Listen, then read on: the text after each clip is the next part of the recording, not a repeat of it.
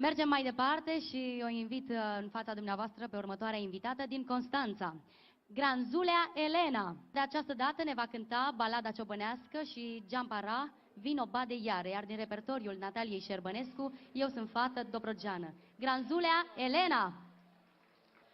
Foaie verde didițe,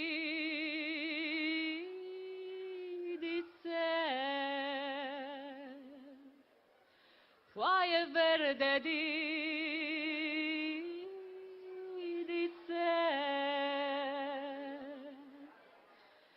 la umbră de stejere, frumos doarme un ciobăne, cu capul pe mușuroi,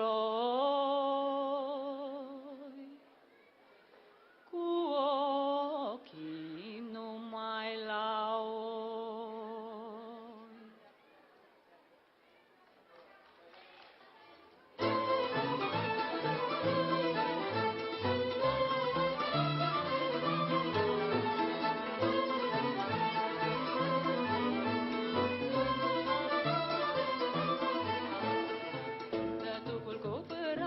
Dorule măi, vine și bătița-l meu, măi, dorule măi, că îl cheamă dragostea, măi, dorule măi, până la portița mea, măi, dorule măi, vino bate iară, vino în Vâlcea, că e mare dragostea, vino bate iară, vino în Vâlcea, că e mare dragostea.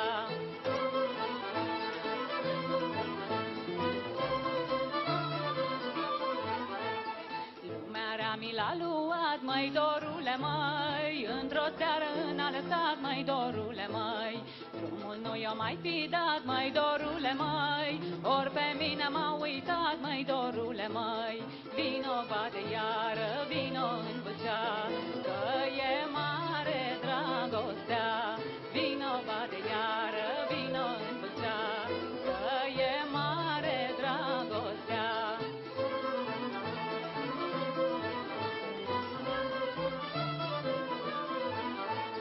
Florile s-au veștejit, măi, dorule măi, Vâlceaua s-a urâțit, măi, dorule măi, numai noi cu dragostea, măi, dorule măi, înveselam pagiștea, măi, dorule măi, vino bate iară, vino în Vâlcea, că e mare dragostea, vino bate iară, vino în Vâlcea, că e mare dragostea.